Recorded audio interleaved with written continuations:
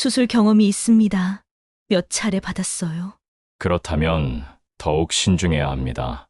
정밀 검사 후에 판단해야겠어요. 이해할 수 없어요. 당신이 정말 누구든 왜 그런 위험을 감수하려는 거예요? 이미 말했잖아요. 진짜 이유를 말해주세요. 제가 동생을 지켜주지 못했어요. 그때는 어렸고 무력했고 아무것도 할 수 없었어요. 장례식장의 국화향이 코끝을 찔렀다. 정하윤은 검은 상복을 입고 조문객들에게 고개를 숙였다. 남편이 세상을 떠난 지 사흘째, 그녀의 얼굴에는 깊은 피로가 배어 있었다. 고인의 명복을 빕니다. 또 다른 조문객의 인사에 하윤은 기계적으로 답례했다. 건축 사무소를 운영하며 쌓아온 인맥들이 하나둘 찾아와 위로의 말을 건넸지만 그녀의 마음은 공허했다. 20년을 함께한 남편과의 추억들이 파편처럼 흩어져 있을 뿐이었다. 오후 늦은 시간 조문객의 발길이 뜸해질 무렵이었다. 하윤은 잠시 바람을 쐬려고 장례식장 밖으로 나왔다. 가을 바람이 머리카락을 스치며 지나갔다. 그때였다. 멀리 담장 너머로 한 청년이 서 있는 것이 보였다.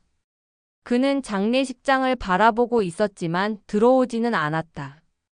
검은 셔츠에 청바지 차림으로 다른 조문객들과는 사뭇 다른 모습이었다. 하윤의 시선이 그에게 고정되었다. 청년의 옆모습, 어깨선, 그리고 무엇보다 그가 한 손을 주머니에 넣고 서 있는 자세가 어딘가 낯익었다. 심장이 뛰기 시작했다. 설마. 청년이 고개를 돌리는 순간 하윤은 숨을 멈췄다. 그 얼굴은 20년 전 기억 속의 모습과 너무도 닮아 있었다. 16살에 실종된 동생 정수호. 그 아이가 어른이 되었다면 저런 모습일 것 같았다. 하윤은 무의식 중에 발걸음을 옮겼다. 하지만 그녀가 다가가기 전에 청년은 몸을 돌려 걸어가기 시작했다. 그의 걸음걸이조차 동생과 닮아 있었다. 왼발을 살짝 끌듯 걷는 버릇까지. 잠깐만요. 하윤의 목소리가 저녁 공기를 가르며 울려 퍼졌다. 청년이 멈춰 서서 뒤를 돌아봤다. 가까이에서 본 그의 얼굴에는 당황스러운 표정이 스쳐갔다. 저 혹시 정수호 씨 아니세요? 청년은 잠시 말이 없었다. 그의 눈동자에 뭔가 복잡한 감정이 스쳤지만 곧 차가운 표정으로 돌아왔다. 아니에요. 잘못 보신 것 같습니다. 하지만 제 이름은 이도현입니다. 목소리는 단호했지만 하윤은 그가 시선을 피하는 것을 놓치지 않았다. 그리고 그가 말한 이름조차 낯설게 느껴졌다. 혹시 과거에 정씨성을 쓴 적이 없습니다. 도현의 대답은 냉정했다. 그는 더 이상 대화를 이어가려 하지 않고 발걸음을 재촉했다. 하윤은 그의 뒷모습을 바라보며 서 있을 수밖에 없었다. 장례식장으로 돌아온 하윤의 마음은 더욱 혼란스러웠다. 남편의 죽음으로 인한 슬픔보다 더 강렬한 감정이 가슴을 짓눌렀다. 20년 전 그날의 기억이 선명하게 되살아났다. 수호가 사라진 날 그녀는 동생과 싸웠었다. 사소한 일로 화를 냈고 수호는 누나는 나를 이해하지 못해. 라며 집을 나갔다. 그것이 마지막이었다. 경찰 수색에도 불구하고 동생은 흔적도 없이 사라져 버렸다. 이도현. 그 이름을 되뇌며 하윤은 창밖을 바라봤다. 혹시 자신이 너무 간절한 나머지 다른 사람을 동생으로 착각한 것일까? 하지만 그 청년의 모습은 계속해서 머릿속을 맴돌았다. 밤이 깊어가도록 하윤의 의심은 가시지 않았다. 남편의 장례를 마친 지 일주일이 지났지만 하윤의 마음은 여전히 복잡했다. 건축 사무소에서 밀린 업무를 처리하면서도 자꾸만 그 청년의 모습이 떠올랐다. 이도현이라는 이름으로 자신을 소개했던 그 사람 말이다. 오후 늦게 하유는 우연히 인터넷 검색을 통해 그의 행적을 찾을 수 있었다. 시내 한 골목에서 선율이라는 이름의 중고 악기점을 운영하고 있다는 정보였다. 그녀는 망설이다가 결국 가방을 들고 사무소를 나섰다. 좁은 골목길 끝에 자리한 작은 가게. 낡은 간판에는 선율 중고 악기 전문점이라고 적혀 있었다. 유리창 너머로 다양한 악기들이 보였다. 하유는 깊게 숨을 들이쉬고 문을 열었다. 띠리링 소리와 함께 도연이 고개를 들었다. 그는 카운터에서 바이올린을 손질하고 있었는데 하윤을 보자 표정이 굳어졌다. 왜 여기까지? 악기를 하나 사려고 해서요. 하윤은 최대한 자연스럽게 말했다. 도현은 의심스러운 눈초리로 그녀를 바라보더니 다시 바이올린에 집중했다. 어떤 악기를 찾으세요? 바이올린이요. 예전에 연주했던 적이 있어서. 거짓말이었다. 하지만 동생이 바이올린을 연주했다는 것은 사실이었다. 수호는 중학교 때부터 바이올린에 빠져 있었다. 학원비가 부담스러웠지만 부모님은 그 아이의 재능을 알아보고 지원해 주셨다. 도현은 말없이 가게 한쪽을 가리켰다. 벽면에 여러 대의 바이올린이 걸려 있었다. 하유는 그 앞에서 걸음을 멈췄다. 각기 다른 크기와 색깔의 바이올린들이 나름의 이야기를 간직한 채 걸려 있었다. 그런데 가장 구석진 곳에 있는 바이올린 하나가 하윤의 시선을 사로잡았다. 갈색의 빛깔이 바랬고 F홀 근처에 작은 흠집이 있는 바이올린이었다. 그 흠집의 모양이 너무나 익숙했다. 하윤의 손이 떨리기 시작했다. 수호의 바이올린에도 똑같은 위치에 똑같은 모양의 흠집이 있었다. 그 아이가 연습하다가 실수로 떨어뜨렸을 때 생긴 상처였다. 당시 수호는 며칠 동안 풀이 죽어 있었다. 이 바이올린 보여주세요. 하윤의 목소리가 떨렸다. 도현이 다가와 바이올린을 내려주었다. 하윤은 조심스럽게 받아들고 흠집을 자세히 살펴봤다. 똑같았다. 너무나 똑같았다. 어디서 구하신 거예요? 오래전에 들여온 거라. 정확히 기억이 안 나네요. 도현의 대답은 어딘가 어색했다. 그는 하윤의 표정 변화를 눈치챘는지 바이올린을 다시 가져가려고 했다. 잠깐만요. 하윤이 바이올린을 꼭 쥐었다. 혹시 이 바이올린 이전 주인이 누구였는지 아세요? 중고품이라 그런 정보는 남기지 않습니다. 하지만 그런 기억 나한텐 없어요. 도현의 목소리는 차갑고 단호했다. 하지만 하윤은 그가 말할 때 잠깐 눈을 감았다 뜨는 것을 놓치지 않았다. 마치 무언가를 억누르려는 것 같은 미묘한 표정 변화였다. 얼마예요? 사지 마세요.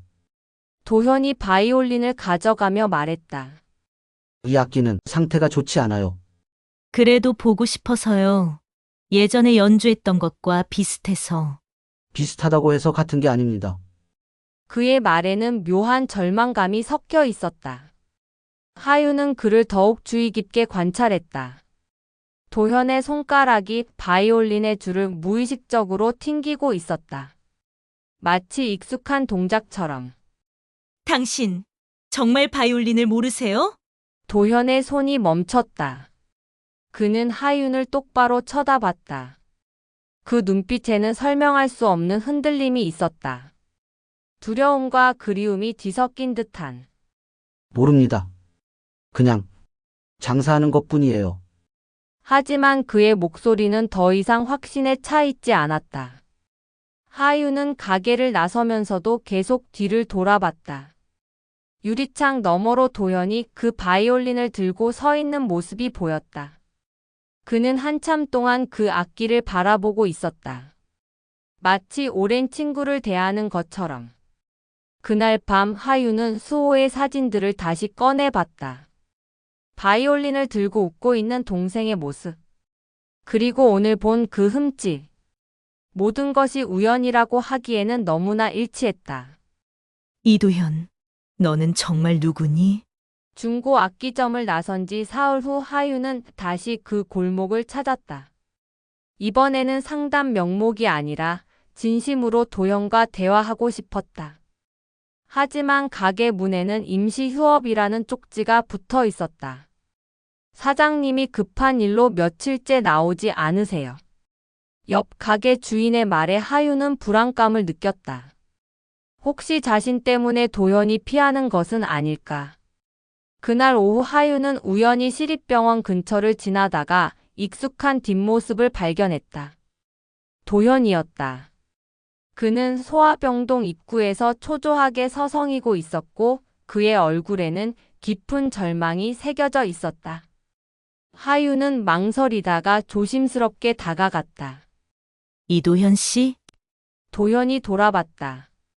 그의 눈은 빨갛게 충혈되어 있었고 며칠간 제대로 잠을 자지 못한 듯 야위어 보였다. 당신은 왜 여기까지? 우연히 지나가다가 보였어요. 무슨 일이 있으신가요? 도현은 잠시 망설이더니 고개를 떨구었다. 그의 어깨가 작게 떨리고 있었다. 제 딸이. 서아가 위험해요. 딸, 하윤의 가슴이 두근거렸다. 도현에게 아이가 있다는 사실을 처음 알게 된 것이었다. 7살이에요. 선천성 신장 질환으로. 태어날 때부터 아팠죠. 도현의 목소리는 떨리고 있었다. 그는 병동 안을 바라보며 계속했다. 몇 년 동안 투석으로 버텨왔는데 최근에 갑자기 상태가 나빠졌어요. 의사 선생님이 가까운 시일 내에 신장 이식을 받지 못하며 그는 말을 잇지 못했다. 하유는 그의 절망을 온몸으로 느낄 수 있었다. 기증자는 찾으셨어요? 그게 도현이 고개를 저었다. 제가 하고 싶지만 혈액형이 맞지 않아요. 다른 가족도 없고 하윤의 마음이 먹먹해졌다. 20년 전 동생을 잃었을 때의 무력감이 되살아났다. 혈액형이 어떻게 되세요? A형이에요. 서아도 A형인데 저는 B형이라. A형. 하윤의 혈액형과 같았다. 혹시 병실을 볼 수 있을까요? 도현은 의외라는 표정을 지었지만 결국 고개를 끄덕였다. 그들은 엘리베이터를 타고 소아신장내과 병동으로 올라갔다. 복도는 조용했다. 가끔 들리는 의료진의 발걸음 소리만이 긴장감을 더했다. 도현이 한 병실 앞에서 멈춰 섰다. 서아야, 아빠 왔어. 문을 열고 들어가자 작은 침대에 누워있는 여자아이가 보였다. 창백한 얼굴에 큰 눈을 한 아이였다. 그 아이는 도현을 보자 힘없이 미소를 지었다. 아빠, 오늘은 일찍 왔네. 응, 서아가 보고 싶어서. 도현의 목소리가 부드러워졌다. 하지만 그의 눈가에는 눈물이 맺혀 있었다. 아이의 상태가 얼마나 심각한지 한눈에 알 수 있었다. 아빠, 저 이모는 누구야? 서아가 하윤을 보며 물었다. 하윤은 아이의 맑은 눈동자를 마주하며 가슴이 아팠다. 안녕? 서아야? 나는 하윤이라고 해. 하윤 이모. 예쁘다. 아이의 순수한 웃음에 하윤의 눈시울이 뜨거워졌다. 이 작은 생명이 위험에 처해 있다는 사실이 믿기지 않았다. 잠시 후 담당 의사가 들어왔다. 중년의 남자 의사는 도현을 보더니 심각한 표정을 지었다. 이도현 씨, 말씀드렸듯이 시간이 많지 않습니다. 서아의 신장 기능이 급격히 악화되고 있어요. 얼마나 남았나요? 길어야 한 달. 그 안에 적합한 기증자를 찾지 못하면 의사는 말을 끝내지 않았지만 모든 사람이 그 의미를 알 수 있었다. 혈액형 A형인 기증자는 정말 없나요? 대기자 명단에 올려놓았지만 소아 환자의 경우 성인 기증자에 비해 더 까다로운 조건들이 있어서요. 게다가 서아처럼 급한 케이스는 하윤이 조용히 물었다. 만약 혈액형이 맞는 성인이 기증 의사를 밝힌다면 수술이 가능한가요? 물론입니다. 하지만 생체 기증은 기증자에게도 위험이 따르는 수술이라 하윤은 서아를 다시 바라봤다. 아이는 작은 손으로 도현의 손을 꼭 잡고 있었다. 아빠. 나 괜찮아. 아프지 않아. 하지만 그 말을 하는 아이의 호흡은 가쁘고 얕았다. 병원을 나서면서 도현이 하윤에게 말했다. 감사합니다. 서아를 보러 와주셔서. 당연한 거예요. 하윤의 마음속에는 이미 결정이 내려져 있었다. 그녀는 자신의 혈액형을 생각하며 20년 전 잃어버린 동생에 대한 죄책감이 다시 밀려오는 것을 느꼈다. 이번에는 지켜보고만 있을 수 없었다. 그날 밤 하윤은 잠들지 못했다. 서아의 맑은 눈동자와 도현의 절망에 찬 얼굴이 계속 떠올랐다. 그리고 한 가지 확신이 그녀의 마음을 지배하고 있었다. 더 이상 망설일 시간이 없다는 것을. 하윤은 밤새 고민한 끝에 결심을 굳혔다. 새벽 첫 차를 타고 병원으로 향했다.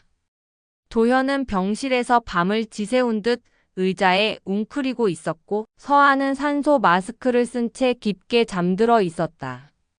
이도현 씨. 도현이 놀라며 고개를 들었다. 하윤의 얼굴에는 확고한 결의가 서려 있었다. 제가 서아에게 신장을 기증하고 싶어요. 도현의 얼굴이 순간 굳어졌다. 그는 하윤을 믿을 수 없다는 표정으로 바라봤다. 무슨 말씀을? 저도 A형이에요. 의사 선생님과 상담해 보고 싶어요. 안 됩니다. 도현이 단호하게 고개를 저었다. 당신은 저와 아무 상관없는 사람이잖아요. 왜 그런 위험한 일을? 아무 상관없는 사람이라고 하셨죠?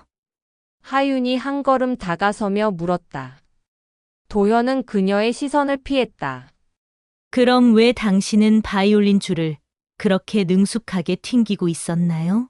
왜 그 흠집난 바이올린을 보며 그런 표정을 짓고 있었나요? 그건 정수, 하윤이 조용히 말했다.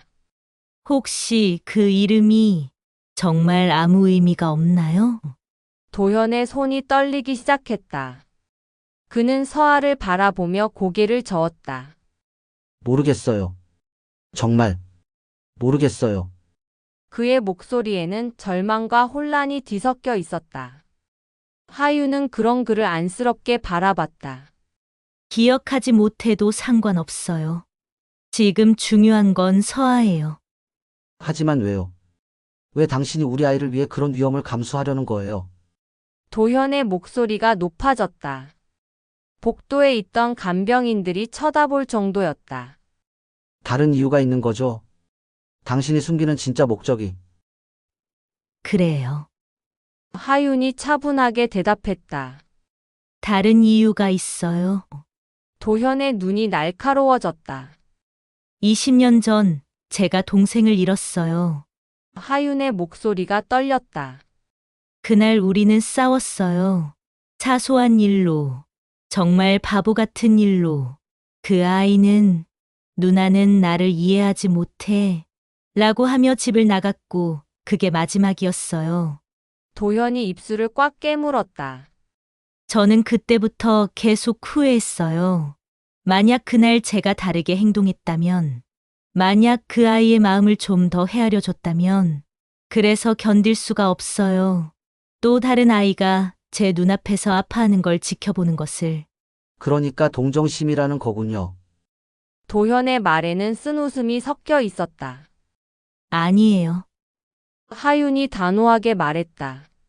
동정이 아니라 책임감이에요. 그때 담당 의사가 들어왔다.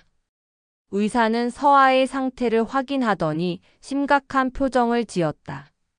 이도현 씨, 서아의 상태가 더 악화되었습니다.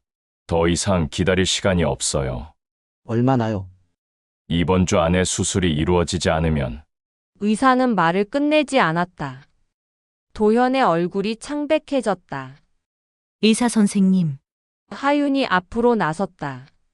제가 기증하겠습니다. 의사가 놀라며 하윤을 바라봤다. 혈액형이 어떻게 되세요? A형입니다. 하지만 생체 기증은 의사가 도현을 바라봤다. 가족 관계가 가족이에요. 하윤이 단호하게 말했다. 제가 서아의 고모예요. 도현이 충격을 받은 듯 하윤을 쳐다봤다. 의사는 잠시 의심스러운 표정을 지었지만 급한 상황이라 더 이상 묻지 않았다. 그렇다면 기증자 검사부터 시작해야겠습니다. 다만 말씀드리자면 생체 신장 기증은 기증자에게도 상당한 위험이 따릅니다. 어떤 위험이요? 수술 자체의 위험은 물론이고 향후 신장 기능 저하, 합병증 발생 가능성 등이 있습니다. 특히 기증자분께서 과거에 수술 경험이 있으시다면 수술 경험이 있습니다. 하윤이 솔직하게 말했다. 몇 차례 받았어요. 의사의 표정이 더욱 심각해졌다. 그렇다면 더욱 신중해야 합니다. 정밀 검사 후에 판단해야겠어요. 의사가 나간 후 병실에는 침묵이 흘렀다. 도현은 하윤을 바라보며 고개를 저었다. 이해할 수 없어요. 당신이 정말 누구든 왜 그런 위험을 감수하려는 거예요? 이미 말했잖아요. 진짜 이유를 말해주세요. 하윤이 서아를 바라봤다. 아이는 여전히 깊게 잠들어 있었지만 그 작은 얼굴에는 고통의 흔적이 남아 있었다. 제가 동생을 지켜주지 못했어요. 하윤의 목소리가 떨렸다. 그때는 어렵고 무력했고 아무것도 할 수 없었어요. 하지만 지금은 달라요. 지금은 제가 선택할 수 있어요. 만약에 제가 정말 그 동생이라면요. 도현이 조심스럽게 물었다. 하윤이 그를 똑바로 바라봤다. 그렇다면 더욱 당연한 일이겠죠. 하지만 그렇지 않아도 상관없어요. 서아는 지금 여기 있잖아요. 살아있고 도움이 필요해요. 그것만으로도 충분해요. 도현은 오랫동안 침묵했다. 그의 눈에는 복잡한 감정들이 교차하고 있었다. 두려움, 감동, 그리고 깊숙이 묻어둔 그리움까지. 정말 괜찮으세요? 괜찮아요. 하윤이 미소 지었다. 이번에는 제가 누군가를 지킬 수 있으니까요. 서아가 작게 움직이며 잠꼬대를 했다. 아빠. 괜찮아. 나 괜찮아. 그 순간 도현의 눈에서 눈물이 흘러내렸다. 그는 더 이상 저항하지 않았다. 수술실의 차가운 불빛이 꺼진 지 6시간이 흘렀다. 하윤은 회복실에서 서서히 의식을 찾았다. 몸 전체가 무겁고 아팠지만 마음만은 이상하게 가벼웠다. 깨어나셨군요. 담당 의사가 다가와 하윤의 상태를 확인했다. 수술은 어떻게 됐나요? 성공적이었습니다. 서아의 몸이 새로운 신장을 잘 받아들이고 있어요. 기증자님도 특별한 합병증 없이 회복 중이시고요. 하윤의 입가에 안도의 미소가 번졌다. 의사는 계속해서 설명했다. 다만 앞으로 몇 주간은 철저한 관리가 필요합니다. 서아는 면역 억제제를 복용해야 하고 기증자님도 정기적인 검진이 필요해요. 서아를 볼 수 있을까요? 아직은 안정을 취하시는 게 좋겠어요. 내일 아침쯤 되면 가능할 거예요. 의사가 나간 후 하윤은 천장을 바라보며 깊게 숨을 들이셨다. 20년 전의 무력감이 마침내 거쳐지는 기분이었다. 다음 날 오전 하윤은 휠체어를 타고 소아병동으로 향했다. 간호사의 도움으로 서아의 병실 문을 열었을 때 그곳에는 놀라운 광경이 펼쳐져 있었다. 서아가 침대에 앉아서 웃고 있었다. 어제까지만 해도 산소 마스크를 끼고 힘들어하던 아이가 이제는 맑은 눈빛으로 아빠와 대화를 나누고 있었다. 하윤 이모, 서아가 하윤을 보자 환하게 웃었다. 그 웃음은 세상에서 가장 아름다운 소리였다.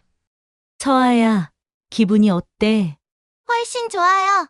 의사 선생님이 이제 아프지 않을 거라고 하셨어요. 하윤의 눈시울이 뜨거워졌다.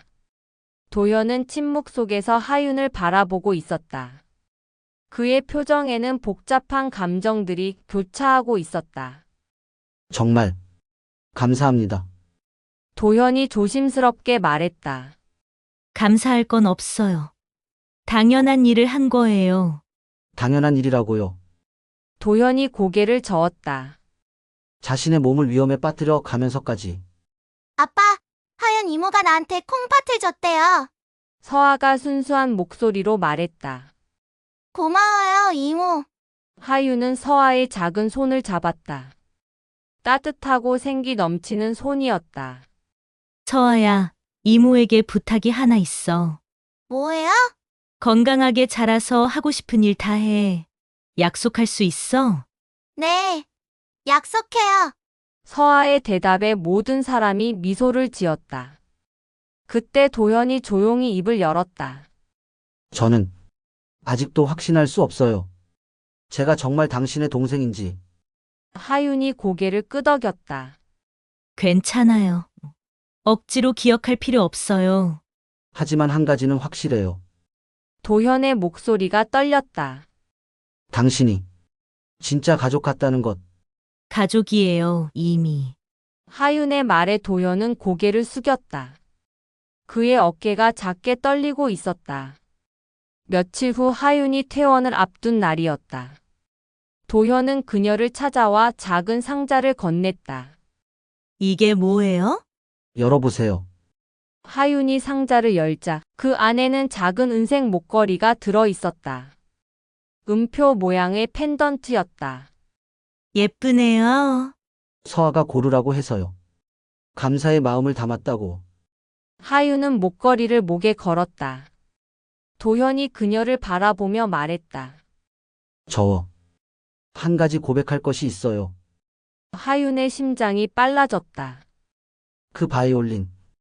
사실은 제가 연주할 줄 알아요. 알고 있었어요. 그리고 도현이 망설였다. 가끔 꿈을 꿔요. 누나라고 부르는 사람이 나오는 꿈을. 하윤의 눈에 눈물이 맺혔다. 하지만 아직은 확실하지 않아요. 미안해요. 미안할 것 없어요. 시간이 필요한 일이니까. 그때 서아가 병실로 뛰어들어왔다. 이모, 봐봐. 내가 그린 그림이야. 서아가 내민 그림에는 세 사람이 손을 잡고 웃고 있는 모습이 그려져 있었다. 아빠와 서아 그리고 하윤이었다. 우리 가족이야. 서아가 환하게 웃었다. 하윤과 도현은 서로를 바라봤다. 아직 모든 것이 명확하지는 않았다. 과거의 진실도 미래의 모습도. 하지만 한 가지만은 분명했다. 이들은 이미 서로에게 소중한 존재가 되어 있었다. 한 달 후 하윤은 도현의 악기점을 다시 찾았다. 서아는 완전히 회복되어 학교에 다니기 시작했고 도현도 예전의 활기를 되찾았다. 어서 오세요. 도현이 환하게 웃으며 맞아주었다. 가게 한쪽에서는 서아가 작은 바이올린으로 연습하고 있었다. 서아가 배우고 싶다고 해서요. 도현이 설명했다. 하윤은 그 광경을 바라보며 마음이 따뜻해졌다. 서아의 연주 소리는 아직 서툴렀지만 그 안에는 희망과 생명력이 넘쳐 흘렀다. 이모, 들어봐요. 서아가 단순한 멜로디를 연주했다. 그 소리가 작은 가게 안에 울려 퍼지자 하윤의 눈에서 조용히 눈물이 흘러내렸다. 도현이 다가와 하윤의 손을 잡았다. 고맙습니다. 정말로. 우리가 가족이라면 고맙다는 말은 필요 없어요. 도현이 미소 지었다. 그의 눈빛에는 더 이상 의심이나 두려움이 없었다. 대신 따뜻한 신뢰가 자리 잡고 있었다. 해질녘 세 사람은 함께 저녁을 먹으러 나섰다. 서아가 두 어른의 손을 잡고 깡충깡충 걸어가는 모습을 보며 하유는 생각했다. 과거를 되찾는 것보다 더 소중한 것은 현재를 함께 만들어가는 것이라고. 그리고 진정한 가족은 혈연이 아니라 마음으로 만들어지는 것이라고. 바이올린 선율처럼 이들의 새로운 이야기가 시작되고 있었다.